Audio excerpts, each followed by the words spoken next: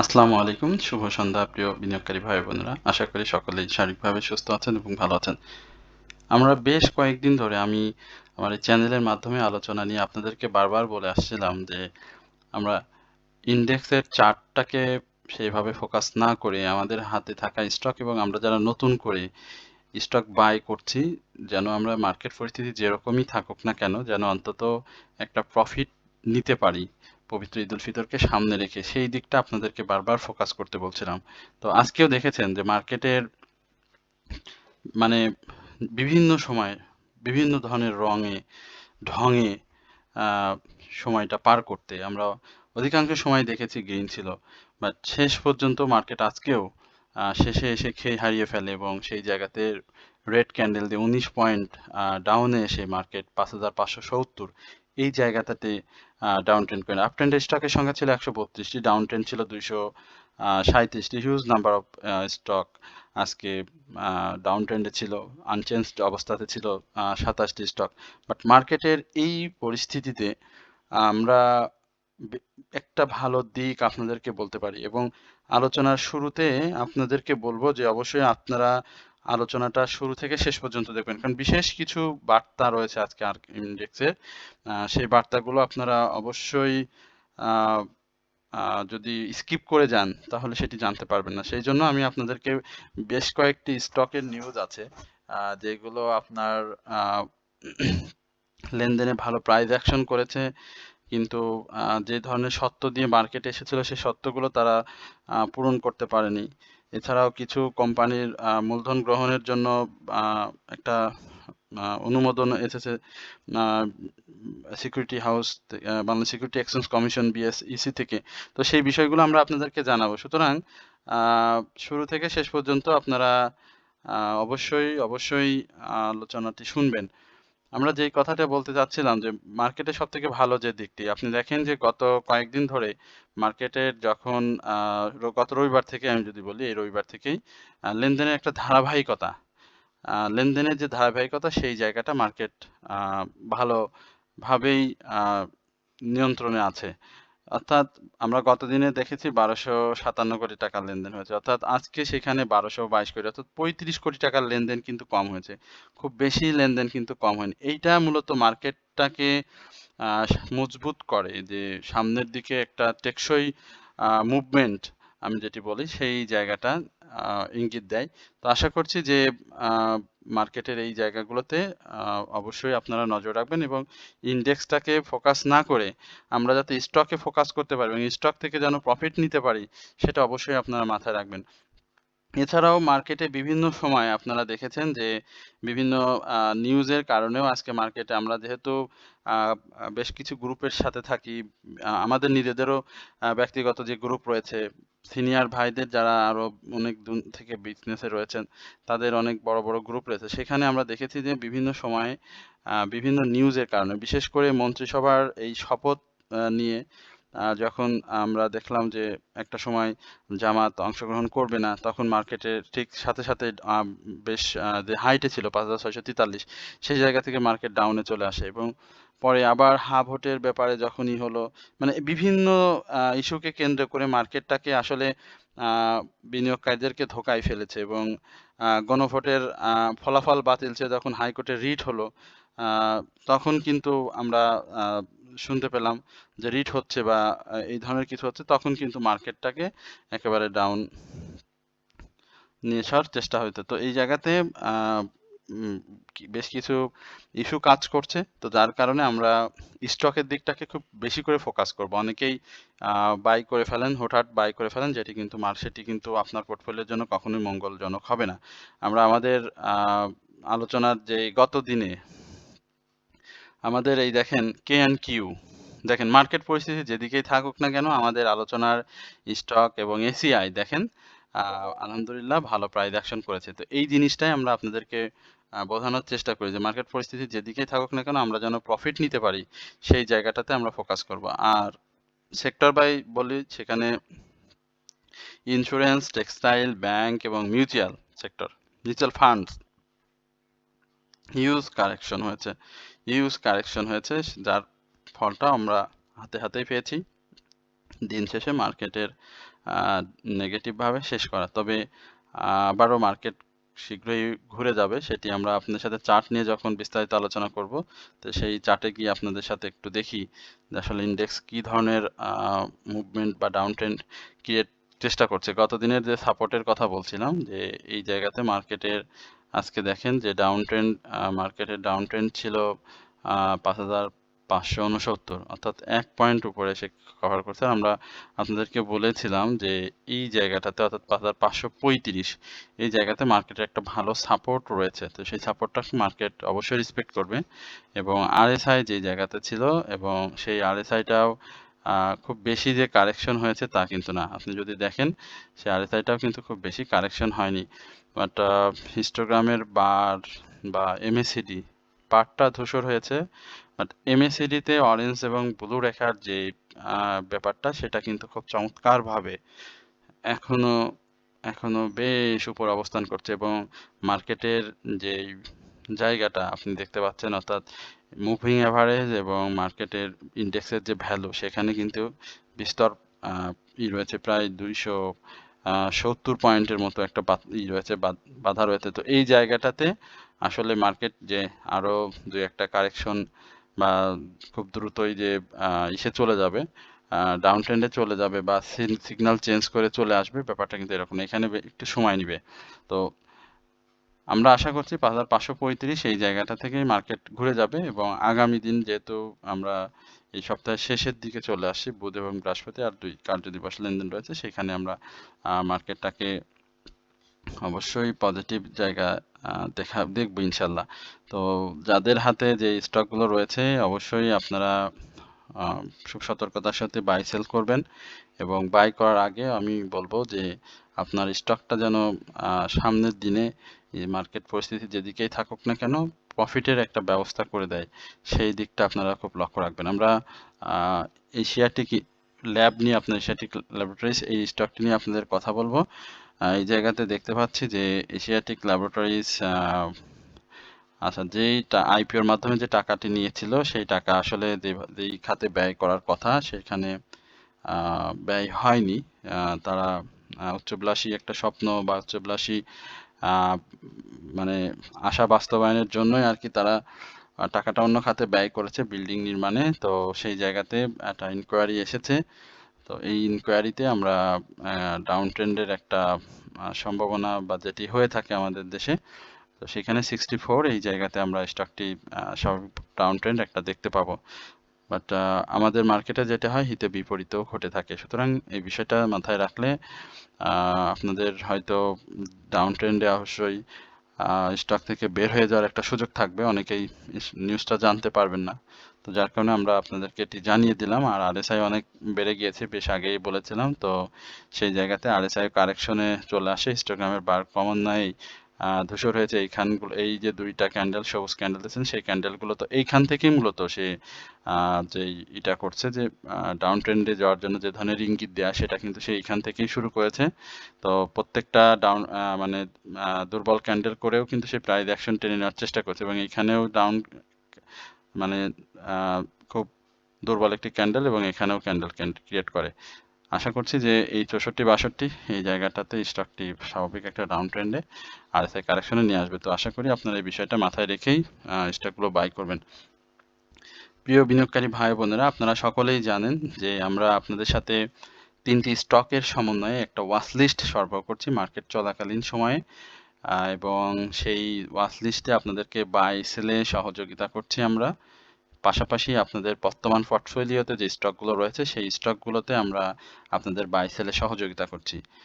এর বাইরে আমরা পোর্টফোলিও ম্যানেজমেন্ট, যেটা সেখানে আপনাদের সাথে কাজ করছি, অর্থাৎ স্টপ লস নেওয়া, অ্যাডজাস্টমেন্ট সহ অন্যান্য যে বিষয়গুলো রয়েছে পোর্টফোলিওতে, সেটি আমরা আপনাদের সাথে সমন্বয় করছি। অর্থাৎ আপনারা যদি আমাদেরকে জিজ্ঞেস করেন, সেটিও আমরা একই অনারিয়ামের মাধ্যমে, অর্থাৎ যেই অনারিয়ামটা আপনি ওয়াচ লিস্ট নেবেন, সেই অনারিয়ামের মাধ্যমে সেবাগুলো পাবেন।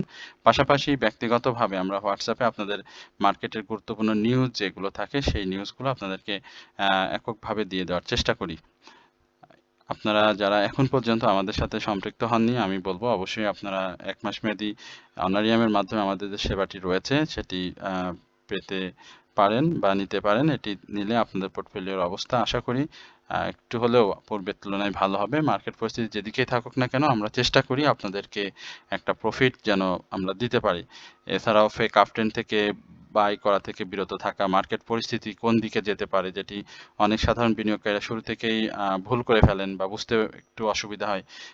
আমাদেরও মাঝে মাঝে হয়ে যায়, আমাদেরও মাঝে মাঝে আহ, আমরাও মানে গলক ধাঁধায় পড়ে যাই। তো সেই জায়গাটাতে আমরা আপনাদেরকে সর্বোচ্চ চেষ্টা করি। আমাদের এখানে আরো 2 জন মেম্বার রয়েছেন যারা স্টক বাছাই করে করে আমাদেরকে দেন, এবং আপনারা আমাদের গ্রুপ রয়েছে, সেখানে ফ্রি গ্রুপ রয়েছে, সেই গ্রুপটাতে আসলে বর্তমানে কাউকে এলাও হচ্ছে না। আমরা সেই গ্রুপটাতে যে মেম্বার রয়েছেন দীর্ঘদিন ধরে 2016 থেকে অনেকে রয়েছেন, সেই মেম্বারদের অনুরোধের স্টক থাকে আপনাদের হোয়াটসঅ্যাপ গ্রুপে। আমার যারা অনারিয়ামের মাধ্যমে স্টক নিয়ে থাকেন তাদের ব্যক্তিগত পোর্টফোলিওতে যে স্টকগুলো রয়েছে সেখানকার অ্যানালাইসিস থাকে।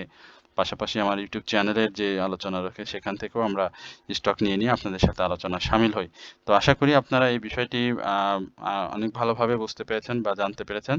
আর যেহেতু এই অ্যাডভার্টাইজমেন্টটা প্রায় দীর্ঘ 4 মাস ধরে দেওয়া হচ্ছে, তো এখন পর্যন্ত যারা আমাদের সাথে সম্পৃক্ত হননি তাদের বলবো আমাদের একটি নাম্বার, হোয়াটসঅ্যাপ নাম্বার আলোচনা শেষে কমেন্ট সেকশনে পিন করে দেওয়া থাকে।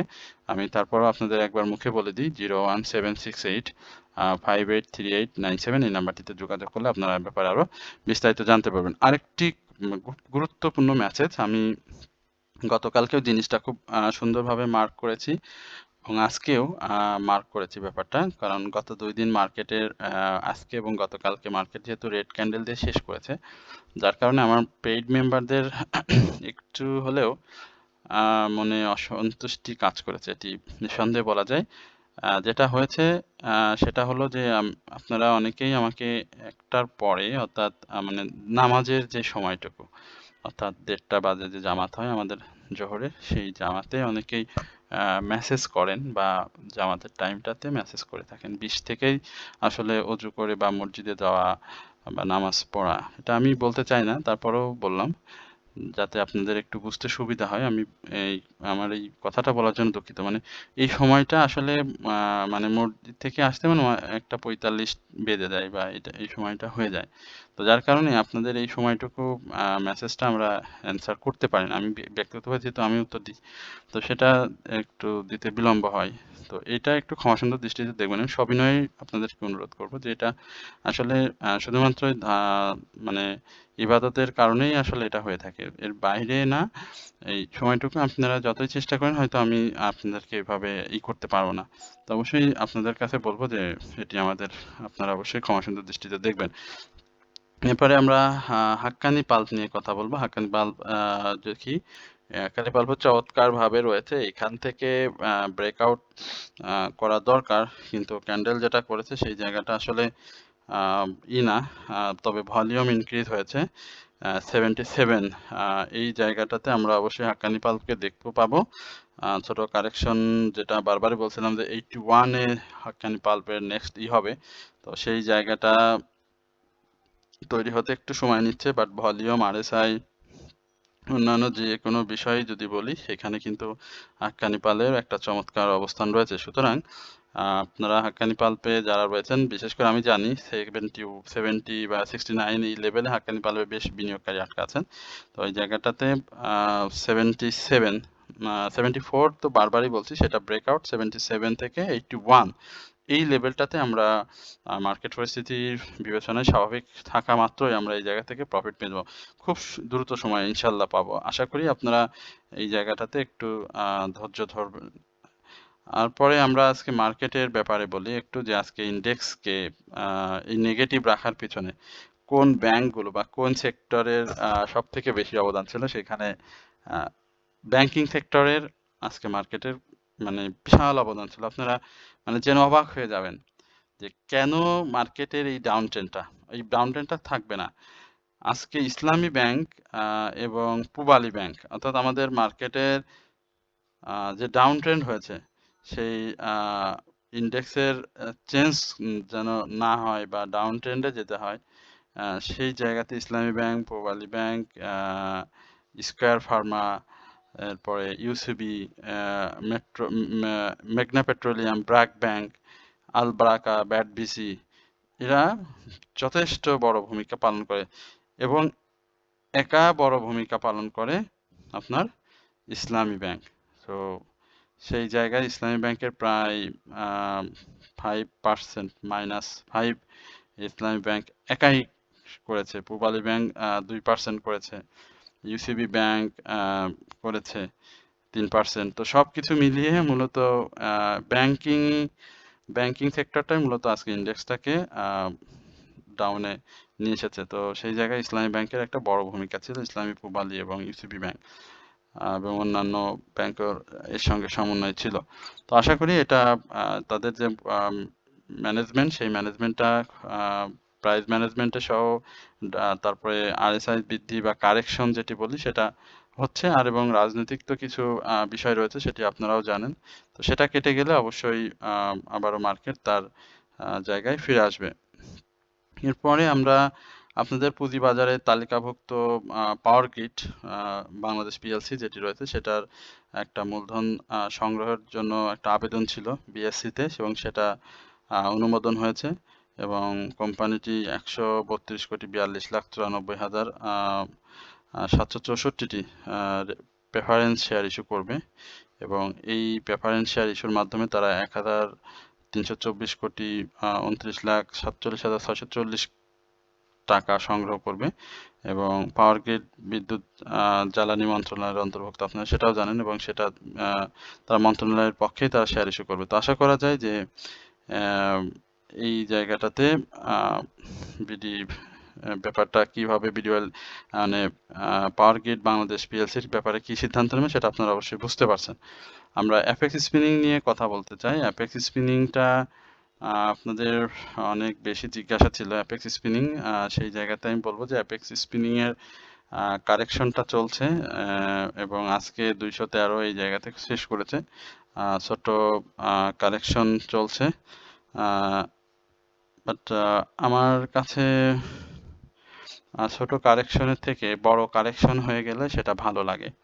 তো ছোট কারেকশনে আমি বলবো যে বাই প্রাইসটা অনেকের অনেক বেশি আছে, হ্যাঁ। 234-এ অনেকের বাই রয়েছে, 230-তে বাই রয়েছে। এই জায়গাটাতে আপনাদের যেটা করতে হবে সেটা হচ্ছে অ্যাডজাস্টমেন্টটা, যারা স্টপ লস নিতে পারছেন সেটা স্টপ লস নিতে হবে আর অ্যাডজাস্টমেন্টের সুযোগ থাকবে স্টকটিতে এবং যেহেতু তাদের কোম্পানি ভালো করছে সেই জায়গাতে অবশ্যই সুযোগ থাকবে। হতাশ হওয়ার কিছু নেই, স্টকটির পাবলিক হোল্ডিং শেয়ার সংখ্যা খুবই কম। যেই কারেকশন যদি আমি আপনাদেরকে একটু দেখাই যে এই জায়গাতে দেখেন বেশ বড় একটা কারেকশন হয়েছিল 198 থেকে 175 এবং সেখানে বড় উত্থান ছিল এবং এই 214 থেকে তাদের ডাউন ট্রেন্ড ছিল হচ্ছে 190 এবং পরবর্তীতে আবারও আপ ট্রেন্ড করে আবারও ডাউনে এসে আবার আপ ট্রেন্ড এবং সেই জায়গাতে এই লেভেলের অর্থাৎ 209, 212 এই জায়গাতেই মূলত তার একটা বড় সাপোর্ট। আর সিগন্যালটাও চেঞ্জ হয়েছে, সুতরাং এই ছোট ছোট কারেকশনে তারা মাঝে মাঝে গ্রিন সিগন্যাল করবে আবার ডাউনে আসবে, বাট সিগন্যাল চেঞ্জ হওয়ার সাথে সাথে বিশেষ করে সেল সিগন্যালের ধূসর হওয়া মাত্রই আবার প্রাইস অ্যাকশন শুরু হয়ে যাবে। সুতরাং টেনশনের কিছু নেই, আশা করি সময় গড়ার সঙ্গে সঙ্গে এই স্টকগুলো আবারও প্রাইস অ্যাকশনে ফিরে যাবে। আমরা মন্নু ফ্যাব্রিক্স নিয়ে একটু কথা বলতে চাই। মন্নু ফ্যাব্রিক্স আমাদের নিয়মিত স্টক। মন্নু ফ্যাব্রিক্স আলোচনার সাথে সাথে আপনাদের মন্নু গ্রুপ নিয়ে একটা কথা বলতে চাই। মন্নু গ্রুপের সকল স্টকের ভালো মুভমেন্ট আমরা আগামীকালকে দেখতে পাবো, হ্যাঁ।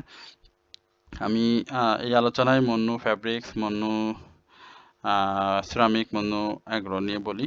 যাদের রয়েছে তারা অবশ্যই এই স্টকগুলোতে থাকবেন। এই স্টকগুলো সামনের সময়টাতে আগামীকালকেই আমরা আরও বেশ কিছু প্রাইস অ্যাকশন দেখতে পাবো, কারণ রাজনৈতিকভাবে আমরা এটাকে একটু চিন্তা করি। কারণ আপনারা দেখেছেন যখনই তারা এই সংসদ নির্বাচনে তারা একটা আসনে জয়লাভ করছে তখন থেকে কিন্তু এটার ভালো ছিল নমিনেশন প্রাপ্তির পর থেকেই। তো সেই জায়গাতে আমি বলবো যে আমি মন্নু ফ্যাব্রিক্স অনেক আগে থেকেই কথা বলি, মন্নু অ্যাগ্রো নিয়েও কথা বলছি, মন্নু সিরামিক আমাদের নিয়মিত আলোচনার অংশ ছিল এই তিনটে স্টকই। তো এই তিনটে স্টকটা আপনারা একটু দেখবেন। আমি এই ব্যাপারটা আপনাদের উপরে ছেড়ে দিচ্ছি, যেহেতু আপনারা অনেকেই বাজারে দীর্ঘদিন ধরে রয়েছেন এবং বাজার সম্পর্কে অনেকেই কম বেশি জানেন। সুতরাং এই ৩টা স্টক নিয়ে আর আমরা আলোচনা না করি। একবারে আপনাদেরকে বলে দিলাম যে আপনারা এই স্টকগুলো একটু নজরে রাখবেন। এরপরে আমরা আরও বেশ কিছু স্টক আপনারা আমাদের কাছে জানতে চেয়েছেন, সেই জায়গাতে আমি একটু সময় নিচ্ছি। বিশেষ করে সাপোর্টিল নিয়ে কথা বলতে চেয়েছেন। সাপোর্টিলের জায়গাটা একটু দেখি। সাপোর্টিল চেষ্টা করছে, খুব ভালো অবস্থানে রয়েছে। সর্বোপরি যে কয়েকটি স্টক নিয়ে কথা বললাম সেখান থেকেও আমরা সাপোর্টিলকে পজিটিভই পাচ্ছি। আশা করি এটা আপনাদের প্রফিট টেকিং এর সুযোগ করে দেবে। যে ভাই জানতে চেয়েছেন আমার কাছে, আমি বলি এই জায়গাতে সাপোর্টিলের ম্যাক্সিমাম যে হাইটি রয়েছে 47 টাকা, সেটা খুব দ্রুতই সে ব্রেক করবে এবং এই ব্রেক করার পরেই স্টকটি আরো ভালো করবে। আশা করি আপনারা একটু সময় দিবেন স্টকটিতে এবং 47.20 ক্রস করলে আমরা স্টকটিতে হয়তো তার নতুন মুভমেন্ট 50 ক্রস করবে, এই জায়গাটা হয়তো আমরা দেখতে পাবো। কারণ সে বেশ কিছুদিন ধরেই এই জায়গাটাতে রয়েছে। বিশেষ করে ডিসেম্বরের কথা বলতে পারি বা অক্টোবরে এর আশেপাশেই ছিল, সেই জায়গাটাতে এখনো রয়েছে। সুতরাং খুব বেশি প্রাইস অ্যাকশন হয়নি, সেই জায়গাতে তার প্রাইস অ্যাকশনের সুযোগ রয়েছে। সুতরাং আপনারা অবশ্যই স্টকটিতে থাকতে পারেন। আরএসআই চমৎকার পজিশনে রয়েছে, আগামী দিনগুলোতে ভালো করবে। ইএইচএল কারেকশন দিয়েছে, প্রফিট হয়েছে, সাপোর্ট আর একটু নিচে আসবে আর ভালো একটু ডাউন ট্রেন্ডে আসবে এবং সেই ক্ষেত্রে আমরা বলবো 81 টাকা এই লেভেলটাতেই, 80 টাকা 90 পয়সা এই লেভেলটাতে সে চেষ্টা করবে। তো যাদের রয়েছে প্রফিট নিয়ে নেবেন, কারণ এটা তো দীর্ঘদিন ধরেই মুভমেন্ট করছে। আমরা পূবালী ব্যাংকটা দেখি। পূবালী ব্যাংক চেষ্টা করছে ডাউন ট্রেন্ডে, সেই খুব চমৎকার সাপোর্টে রয়েছে। হ্যাঁ, আগামীকালকে ভালো করার সম্ভাবনা প্রচুর। ব্যাংকিং সেক্টরের কারেকশনও অনেক হয়ে গেল 2-3 দিনে। সেই কারেকশনে পূবালী ব্যাংক নিজে থেকে সামিল করেছে। আশা করা যায় যে কারেকশনটা শেষ করার সাথে সাথে সে প্রাইস অ্যাকশনে ফিরবে। আর মেজর সাপোর্ট যেটা, সেখানে তো আসলে আরো একটু নিচে অনেক বেশি কারেকশনে থাকবে, সেই জায়গাটা আমরা না ধরি 37-এর আশেপাশে। আশা করি এই জায়গা হতেই সে ঘুরে যাবে। এরপরে আমরা লভেলো নিয়ে একটু কথা বলবো। লভেলো সম্পর্কে জানতে চেয়েছেন। লভেলো তো এখানে সাইডে মুভমেন্ট ক্রিয়েট করেছে, সাপোর্ট আরো একটু নিচে, বাট বর্তমান যে জায়গাতে রয়েছে সে জায়গাও সাপোর্ট মোটামুটি ভালো ছিল। তো 67 টাকা 67 টাকা 50 পয়সা এই জায়গাটা, অর্থাৎ আরও 1 টাকার মতো ডাউনে আসার সম্ভাবনা স্টকটি রয়েছে, বাট এই জায়গা থেকে ঘুরে যেতে পারে। এখানে হিস্টোগ্রামের বারগুলো ধূসর করে ফেলেছে, সেটাও একটু মাথায় রাখবেন। সিগন্যাল চেঞ্জ হলে সেটা কিন্তু আরো বেশি ডাউন ট্রেন্ড আসার চেষ্টা করবে। ভলিউমটাও কমে গেছে। এরপরে আমরা সোনারগাঁও টেক্স নিয়ে একটু কথা বলবো। সোনারগাঁও, দেখেন আমাদের নিয়মিত আলোচনার স্টক সোনারগাঁও টেক্সটাইল খুব চমৎকার অবস্থানে রয়েছে। এই জায়গাটাতে আমরা বলবো যে সোনারগাঁর যে মুভমেন্ট সেটা কিন্তু আরো ভালো হবে, অর্থাৎ 38 টাকা 60 পয়সা এই জায়গাতে সোনারগাঁও আসার জোর সম্ভাবনা রয়েছে। আরএসআই খুব চমৎকার লেভেলে রয়েছে। আশা করি আর বেশি কিছু বলার দরকার নেই, ভালো করবে ইনশাল্লাহ। স্টকটিতে হোল্ড করতে পারেন, প্রফিট আসবে ভালো।